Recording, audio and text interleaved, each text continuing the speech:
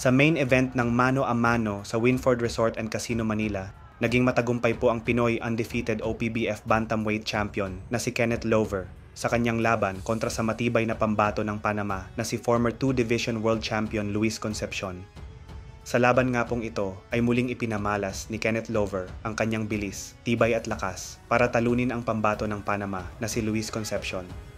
Lumaban po ng buong puso si Concepcion, subalit pang ibang level talaga ang bilis at lakas ni Kenneth Lover dahil naging mistulang punching bag si Luis Concepcion.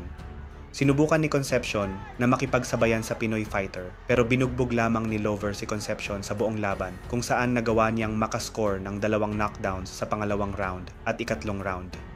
Hanggang sa pagpasok ng pang-8 round ay dito na nagdesisyon ang referee na ihinto ang laban dahil sobra na ang pinsalang natamo ni Luis Concepcion.